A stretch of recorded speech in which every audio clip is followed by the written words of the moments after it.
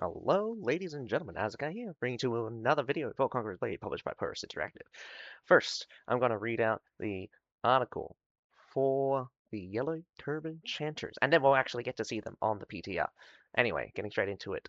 So, new unit reveal, Yellow Turban Chanters. Following the reveal of our 2-star units, meet Conqueror's Blade's first 3-star unit, the Yellow Turban Chanters. I find that really funny how it says first 3-star units. Probably for the new season kind of thing. Anyway, they are not an army of elite, heavily armed soldiers. They are ordinary peasants drawn together by the chaos of a broken realm, armed with unshakable faith and enchanted water. This brand new support unit brings burst healing, cleanses, and damage reduction to stabilize your front line against fire, bleed, and crowd control.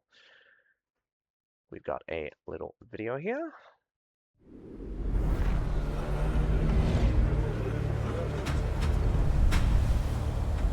皇天新事，万民共建。皇天新事，万民共建。苍天已死，黄天当立。一吻赤血，迎皇天。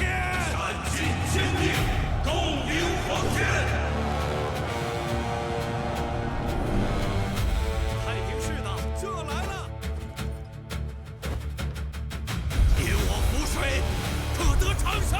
太平浮水，救苦救难。皇天新事，万民共建。斩尽奸孽，共迎皇天。斩尽奸孽，共迎皇天。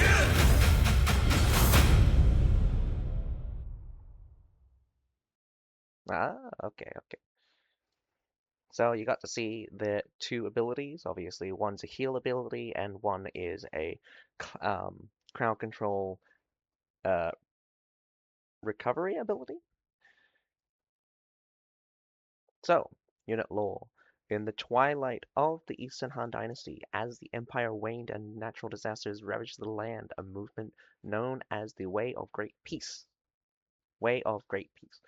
quietly grew. Its founder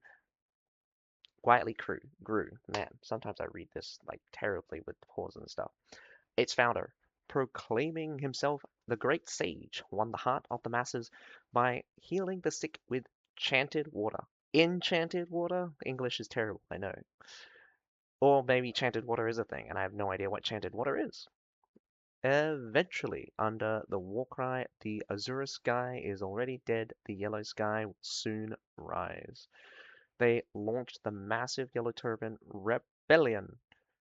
Most of these rebels were displaced commoners with zero military training, relying entirely on mysticism to fuel their war machine. By drinking specially prepared water, their fanatical devotion allowed them to shrug off pain and rapidly recover from grievous wounds, fighting with a ferocity that defied logic.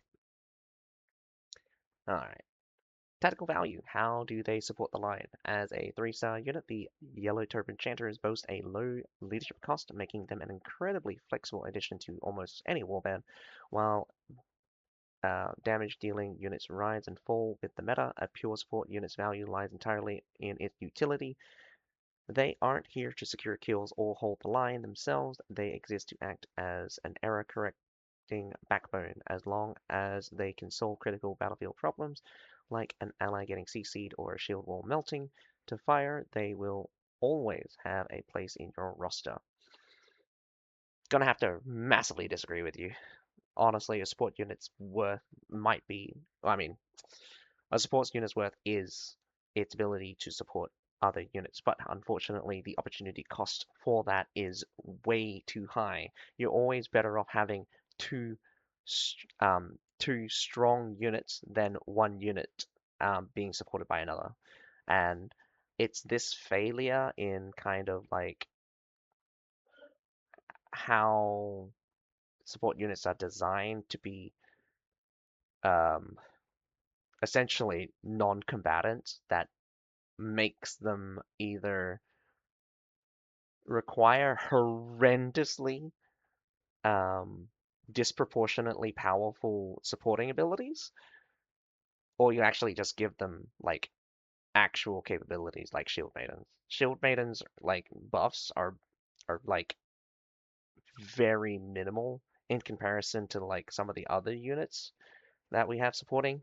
And I mean like the cost value as well is just staggeringly high. And yet the support abilities of the shield maidens should not be underestimated. Like the value is there. No one cares though somehow. Um, so I'm always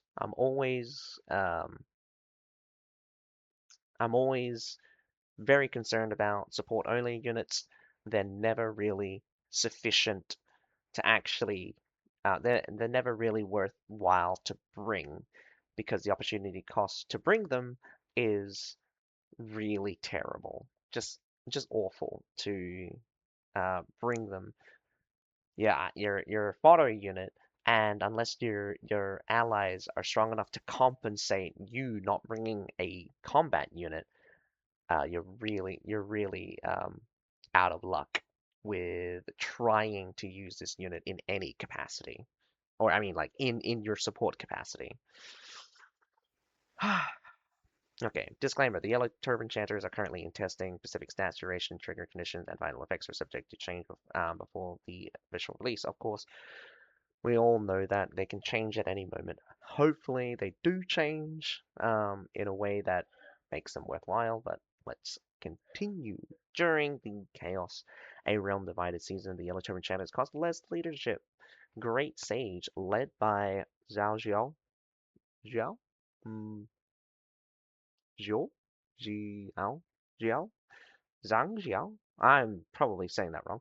Founder of the Way of Peace, the chanter unite the masses through healing and unwavering faith, using talismans as their weapons and devotion as their armor. They aren't here to secure kills. Why do you give them a sword then? They are the most resistant guardians of your front line. Resilient guardian, not resistant. Resilient guardians of your front line. I okay. Um, well, let's continue on. I have things to say, but I'm not going to bore you. Talisman ornament. Clad in simple yellow robes and headbands, these troops wield only short swords and mythical talisman. Wearing minimal armor, they prioritize the salvation of their allies over their own survival. When a battle grinds down into a brutal stalemate, their enchanted water often proves far more powerful than any blade. Uh, Skill preview. Skill 1, Cleansing Water. A lifeline for the front line. The Chanter splash enchanted water over a designated area, instantly restoring a percentage of max health for themselves and allies while granting immunity to damage over time effects like bleed and fire. Note the healing output scales dynamically based on the number of surviving Chanters. Keep them alive to keep your team alive. Skill 2, Will of the Yellow Sky, breaking the enemy momentum. The unit gains a rapidly decaying damage debuff, ah, decaying damage reduction buff and instantly cleanses all CC effects for themselves and nearby allies. The synergy use cleansing water to pull your team back from the brink of death, and Will of the Yellow Sky to regain mobility when your front line gets flattened by cavalry or trapped in a CC chain. Veterancy path, actually, they noted their veterancies. Excellent. Their veterancy lines empowers different aspects of their kit. Top line buffs the instant burst healing and heal over time of cleansing water, making their rescue potential more stronger. Man, I am terrible with reading right now. Bottom line, boosts the self damage reduction of Will of the Yellow Sky, ensuring the chanters can survive chaotic objective brawls. Unit doctrines: Yellow Turban Chanter Salvation. Preview is reduces the cooldown of cleansing water for players who want maximum uptime. This allows you to rapidly cast heal and keep your allies topped off during sustained choke point grinds. Yellow Turban Chanter's Iron Oak grants brief CC immunity to the Chanter after casting Will of Yellow Sky. For players focused on self-preservation in the most dangerous situations, the healers must survive first in order to save others. Alright, we got some battlefield overview. So, of course, it's a 3-star support unit. That's its core role. You're not supposed to use it for, like, I don't know, killing serfs, maybe? Primary duty. Top off frontline HP, cleanse ally CC, negate fire and bleed, damage over times. I'm surprised they say fire and bleed, but don't mention poison. And provide short-term damage reduction. That's a bit weird.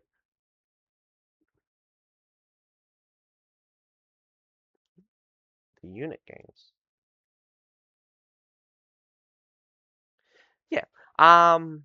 Okay. So this provides short-term damage reduction doesn't make any sense because it clearly, or how I'm reading it at least, and how I've seen it on the PTR, is that the unit has a damage reduction buff, but it only cleanses CC effect for allies.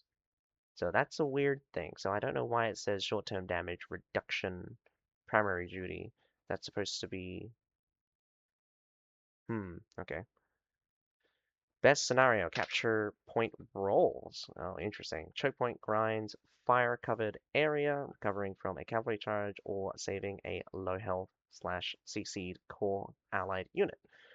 When allied HP is critical but the line hasn't broken, right after an enemy burst, push, or when allies are slowly burning slash bleeding out. I mean, the bleed out time is just not really long enough for you to even worry about that. Once they get hit by the poison, you more or less want to cleanse it off of them so that the stacks are down, or you just cleanse it off anyway. Um, the weird thing here is that like after you get hit by a CC and after recovering from I don't understand why they're specifying cavalry charges here. If a cavalry charges you and you survive, recovering from the CC is the least of your problem. Um, the fact that you're on the ground and the enemy is literally rolling over you is the problem. So, um, recovering from the cavalry charge is like again, I don't understand why they specify this particular one. I just find it funny because it's just like if a cavalry can charge through, you've already failed. Recovering at that point is just like not even worth it. Or maybe it is. Maybe it is. Maybe you can reform the line, and maybe the cavalry will be dealt with by allies who didn't get hit by the charge, who are actually smart. Key traits. They are not here to wipe out the enemy. They put broken front lines back together. I don't know about that. Put them back together. We haven't had like good shield walls in ages, and most of the time it is dynamic anyway. So the front lines will normally put themselves back together. You don't really put front lines back together. Highly dependent on positioning, must stay close to the front line without soaking the initial engagement. Cleansing water handles HP recovery and status immunity. Will of the Yellow Sky handles CC cleansing and damage reduction. Healing output is directly tied to the unit surviving. While your assault units focus on breaking the enemy, the Yellow Turban Chanters share one core directive: survive. Position them from just behind the front line to deploy crucial healing and cleanses right when the shield wall wavers. They don't secure the kills, but they ensure your killers live to fight. Blessed water touches the battlefield. The Yellow Sky will never fall. Warlords, will you deploy this zealous unit to turn the tide in your darkest hour? The all-new 3-star unit, Yellow Turban Chanters, is deployed soon in Conqueror's Blade. Blah, blah, blah, blah, blah. Alright, enough about that. Let's switch over to...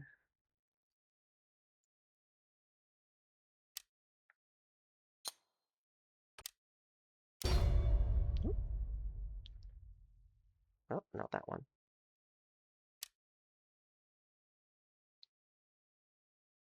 I can't find the... Oh, no, there we go.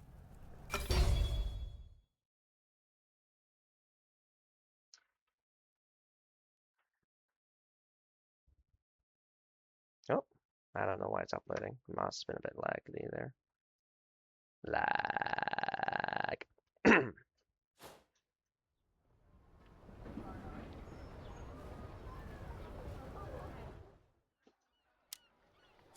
报所属，苍天已死，Okay, 黄 so 天当 obviously 立。not everything is visible, but does say healing buffs for its two tags.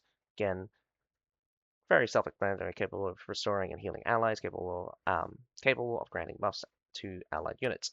It's got a current leadership of 85, a unit size of a head count of 28, and um, yeah.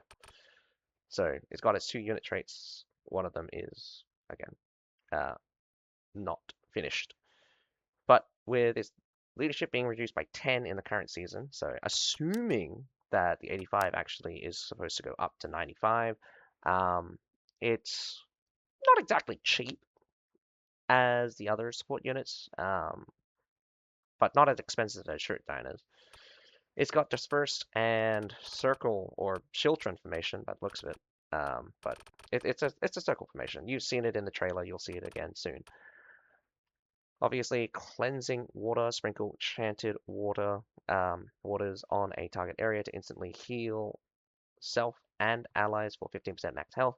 For the next 5 seconds, restore 300 health per second and gain immunity to damage over time effects like bleed and burning. Healing amount scales with the unit's current head count. Base cooldown is 28 seconds. Will of Yellow Sky, channel quickly to grant the unit 30% damage reduction for 4 seconds. This effect decays rapidly over time.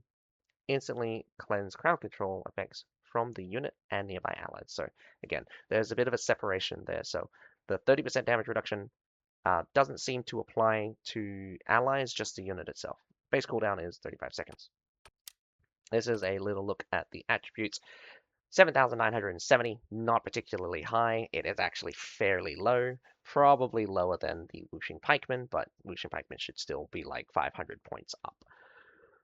The attack attributes being, well, actually, let's go with the speed one. The speed being 6.5 makes them actually relatively fast for an infantry unit, one of the faster ones, actually. It's got very mediocre, almost borderline unusable levels of armor penetration. Anything over 1400 will put you in the moderate range. Anything under 1,000 is basically worthless. But its slashing is not too bad. It's only 1280. Piercing damage is 966 and slashing damage is 1352. Its damage numbers will be um,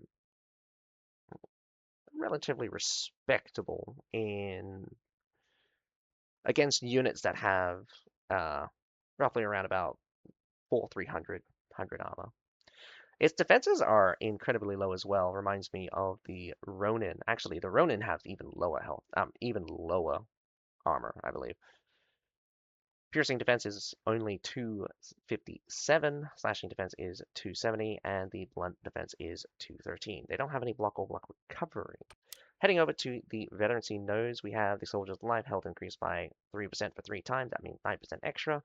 And move as 1, you get that movement speed by 3% for 3 times, or 9 point for the 9. So that means they'll probably start off around about 6 movement speed. And of course, I always hate these kinds of nodes, but reflexes. Each level decreases range damage taken by 200. Stacking 3 times, that means you get a 600 reduction in range damage. However, because you've got so little defenses anyway, 2 or 3,000 damage hits are just going to be reduced by like roughly 20 to 30%. It's a lot, do mind you. It's just you've got no defenses to multiply that off of, so it's just like it's basically the same if I just gave the unit 30% damage 30% range damage reduction. In other cases, for like heavily armored units, it could go way up. So thank goodness, because these things are actually really terrible for the game, and I think it should be changed. Because Yorks have the exact same thing, but the problem with that is that they deal damage. Sorry, they have flat damage bonuses against melee units or melee infantry. I forget. the categorization. And these things, how they're handled in the back, uh, makes them circumvent certain things. So the flat damage bonuses is being applied after calculations, so your 99% defense doesn't work against units that have those kinds of things. Also high minimum damage. It's these kind of mechanics that just causes a lot of problems for me particularly because I think about these things way too much. Continuing on, the soldier's life. It's not a repeat. It's not a mistake. Restores 2% health, max health per second. Yes, you read that right. It is a regenning node. These guys will heal 2% of their health every single seconds, and that is a passive. I know, stupid, right? We have armigers over here with a nice old passive that gives them 0.25, and this guy gets 2%. I know that armigers is also a tier 4 cavalry, but still.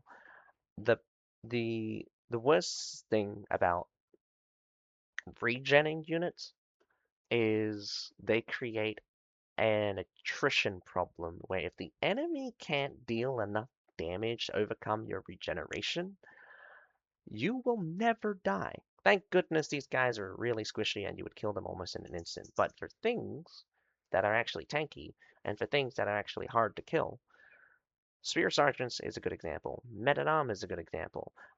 Berserkers are also a good example. However, they have fluctuations and stuff, so you can take advantages of that.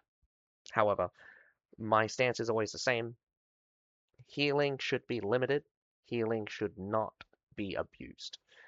When you abuse healing, you're going to create a snowball cycle where you'll create advantage over advantage every time you get to heal, and that just becomes an insurmountable amount of difference in the long run.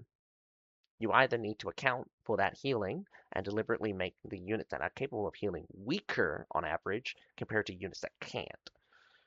And that just causes like its own problem with like balancing and stuff. Thick armor, slashing defense increased by 3% 3 times for 9% increase. Piercing defense increased by 3% 3 times. You get like 20 or 18 points extra, which is not a lot. Cleansing water gains plus 50% cast range and restores health on cast.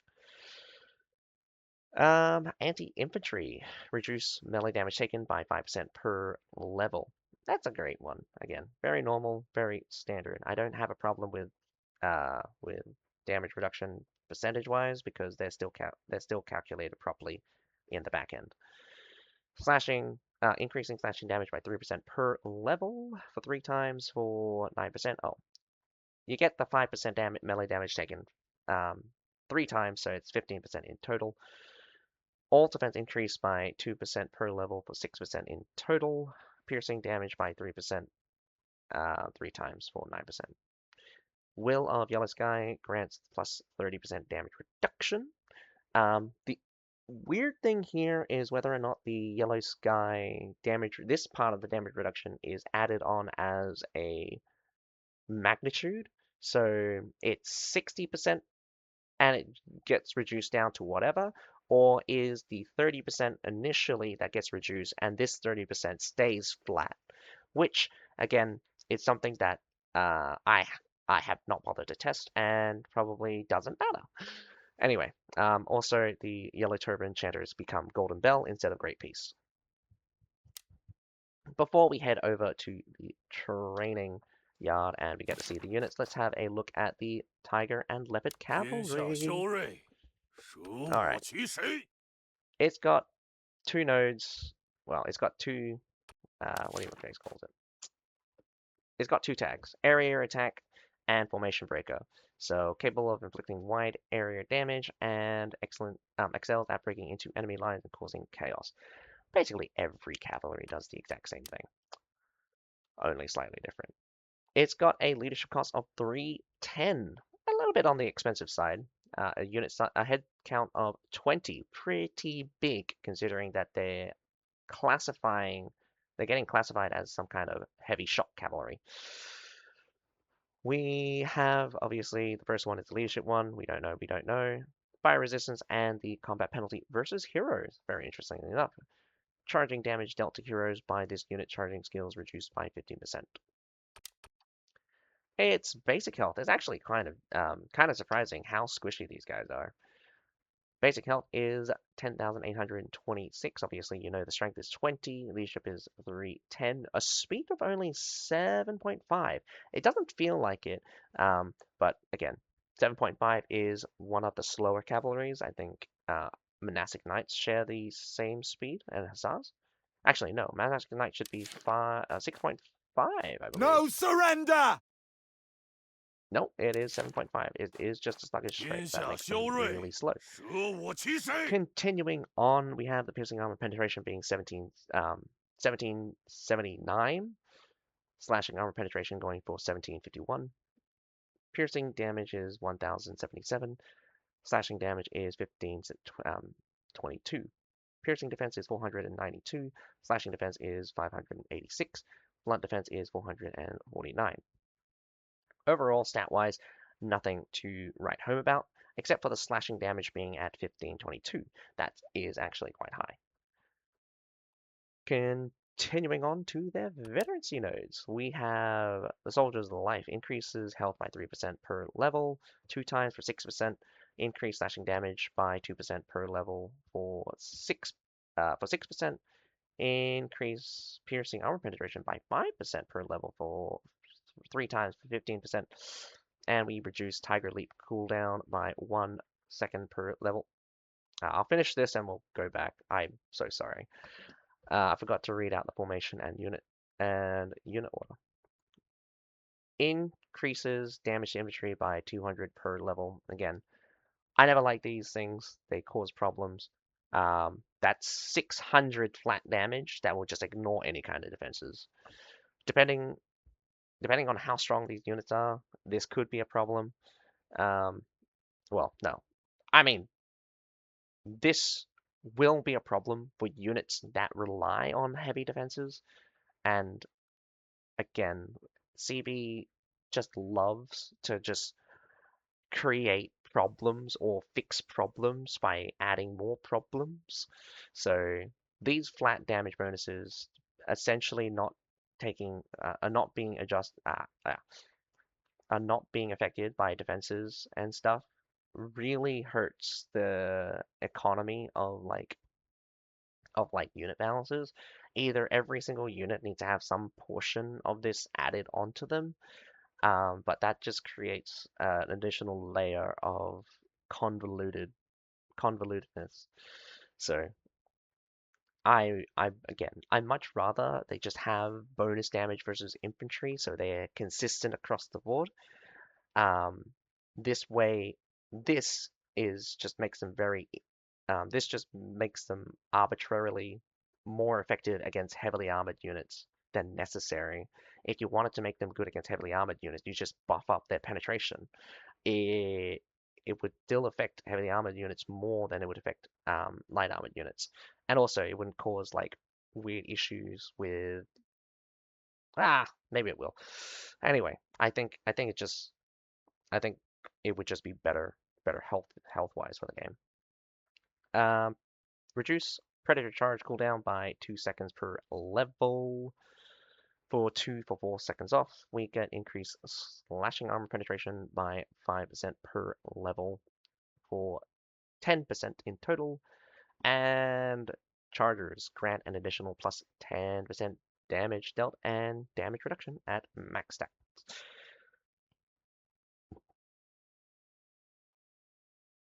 Increase piercing damage by 2% per level. Well, that's interesting. Thought it would be a defensive thing. Up to 3 times for 6%. Increases piercing defense by 3% per level for 3 times for 9%. Increase Tiger Leap damage by 10% for 2 times for 20% extra damage. Reduce range damage taken by 200 for 3 times, that's 600. Increase leopard hunt duration by 1.5 seconds per level for 2 times, there are 3 in total. increase movement speed by 5% per level, 2 times for 10% extra speed. So you'll probably end up with like 8.3 or 8.2, depending on how it rounds. Reduce Leopard Hunt cooldown by 6 seconds, and the unit designation will change from Tiger and Leopard Cavalry Reaper. On the top line, we have Predator. Alright, sorry for skipping out on the formations and stuff. We have Dispersed Formation, very simple. Wedge Formation, very easy. We don't have any special formations, just very standard formations for what it is. Most people will probably just use Wedge to move around. We have Predator Charge, very simple description. Charge at the target area. Base cooldown is 45. Base duration is 15 seconds. Leopard Leap. Damage. Automatically seek and charge at enemies. While active, the unit can leap and execute sweeping attacks to dynamically change direction and strike. Base cooldown is 25 seconds. Base duration is 10 seconds. Tiger Leap. Mobility. Even though like Predator Charge is kind of mobility as well. It also says damage, interestingly enough.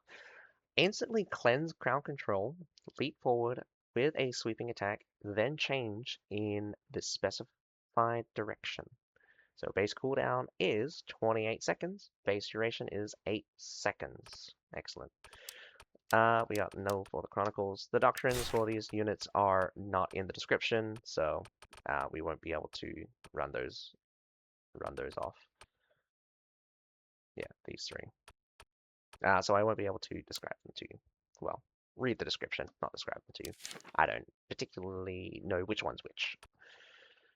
Alright, let's show them off in the unit training. Should be fairly simple.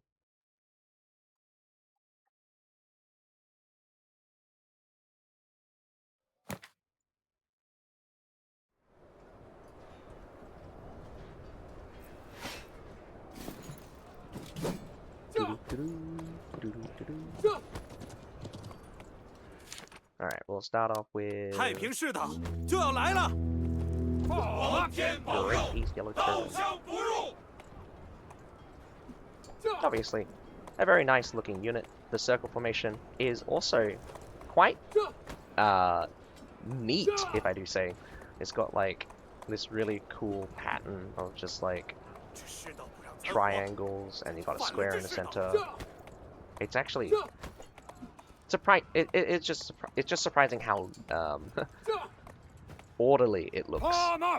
Maybe that's why they chose the 28. Disperse formation, and there you go. We'll check out their combat capabilities. Not bad, but for a 65 unit, it's not great either. And I really wish they're going to turn that off, but you do see the healing numbers of their self-healing, so when they take damage, they'll start healing. Damage numbers are not amazing, but as you can see, they actually attack quite a bit. So, just to simplify it, they have 2 attack variants. Well, maybe they have more, but essentially, from what I can gather, they'll do a single attack for hitting 2 targets, or they'll do a double attack hitting 2 targets each. So they probably frequently uses the 2 attacks, hit 2 people each. So they've got quite a good amount of damage output coming out. But if you really think about it, a lot of the tier 3 units that well, we technically shouldn't really be comparing it to the tier 3 units. They're marginally better in the tier 2 category. That's really the unit they're fighting off against. It's really just their durability that brings them too far down. I wouldn't say they can't fight off other tier 2 units. Even certain tier 3 units would probably trade into these guys badly. But a lot of tier 2 units are not strong enough to defeat these guys. And that's before we start even using any of their abilities. So, obviously, don't really have an ally to demonstrate this on, but the Healing Water it has a massive startup, which is pretty horrendous for both abilities, and we'll have the Will of the Yellow.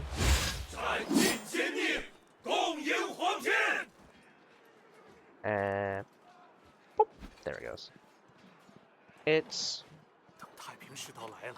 okay.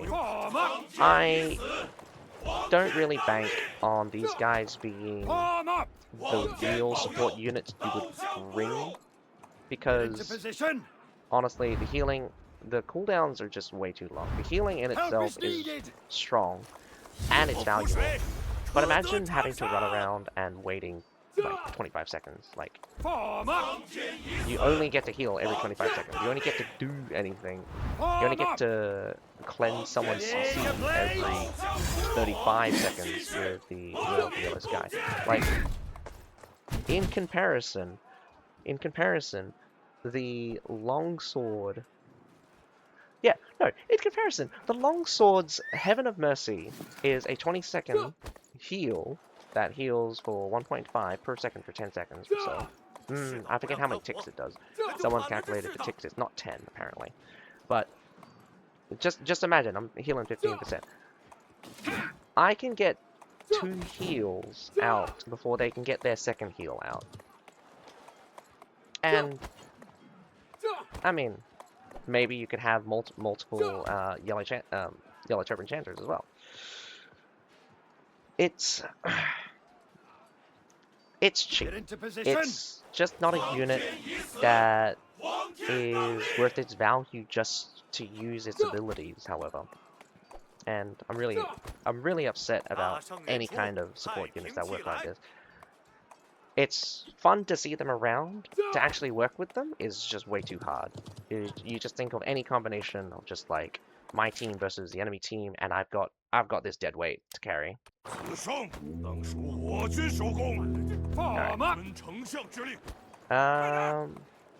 The cool thing about the Tiger and Leopard Cavalry is, of course, all of the snazzy extra stuff that it does. So when you use the Predator Charge, they'll do a double slashing attack before entering the charge state. Very nice, very nice. Fix yourselves up. And as you can see, they keep the charges state for a period of time, so that's why you see the extra speed there. And Tiger Leap. Give them death.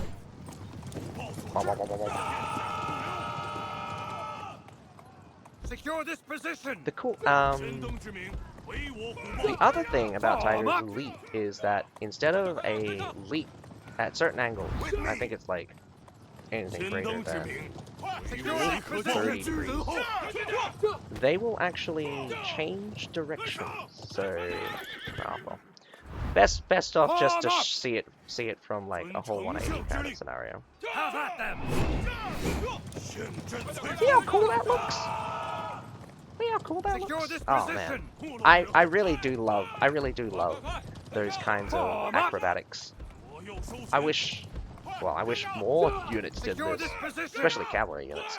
It makes them feel so much more dynamic in how the unit moves. Anyway, besides the whole I'm charging, I run and sprint in this direction. It just makes the unit feel so much more alive to me this way. And we finally get to check out the Leopard Hunt. We'll just enter the charging state. They'll swing around. The interesting thing here is like it's not what I expected. Definitely not what I expected. I would have. It's really just like a really constant charging unit. But I like it because you can do nonsense like that, and it's really cool. It's really cool.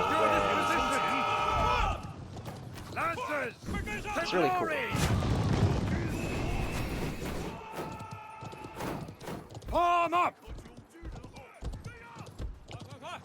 I love the multi-charge gimmick.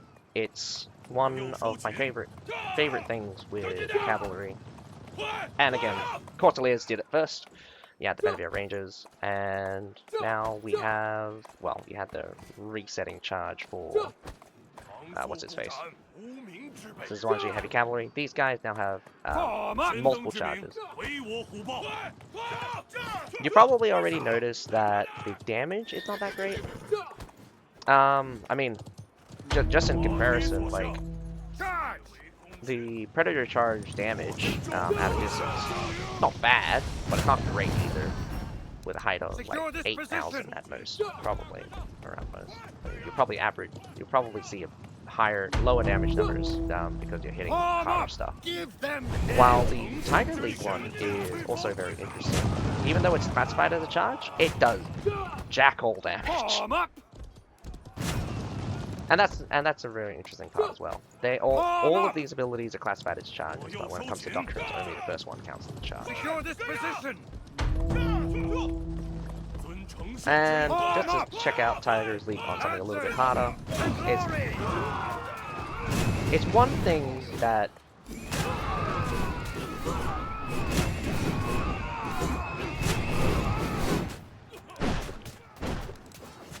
it's one thing for them to charge around a bit, but I have this issue where, like, you need to force them into a tight space to make them do the sweeping attack, which is actually ideal, because the sweeping attack means more damage output, because you probably hit more units with the sweeping attack than you do with the charge attack, because of the hitbox being more narrow. And maybe there is a hit limit on the charge, but I've never been able to tell. But I must say, just from my initial testing earlier versus now, there is a difference of how Leopard Hunt is reacting, which is very interesting. Alright, I did want to show off one other thing, like the slashing attacks at the beginning of Reaper, of Predator Charge is actually pretty good damage. It is very similar to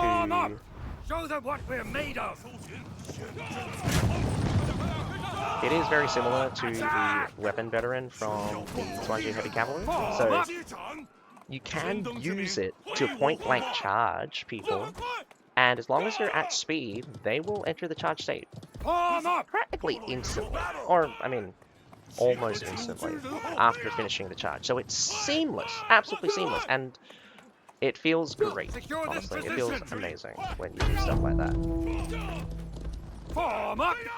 But anyway, that is a first look of the new units coming. Are you guys excited?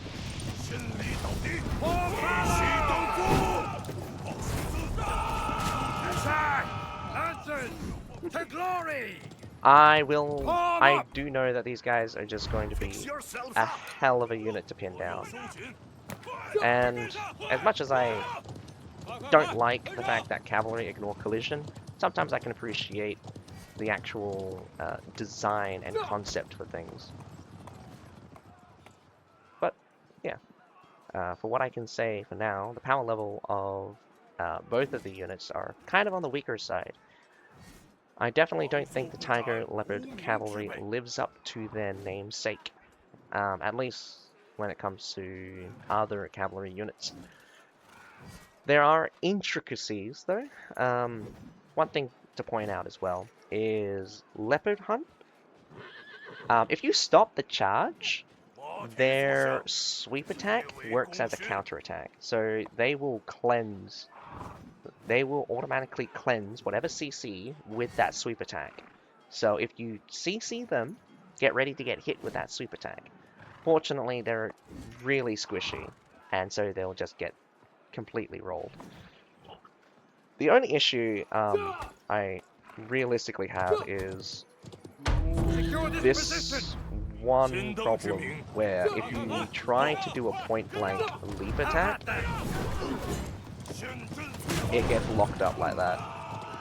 Form up. You see how it gets Advance locked up? to glory. That's because they don't enter the charge state straight away, Secure and this position. they didn't create enough space for themselves either, so that delay and gap makes using the front version, the forward version of Tiger Leap inferior compared to the reverse. Form up.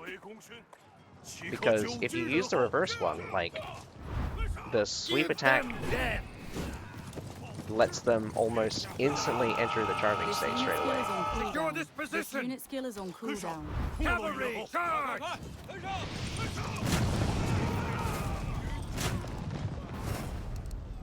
Okay, that is all for this video. Hope you guys enjoy, but other than that, my name's Atsukai. Have a nice day. Bye for now.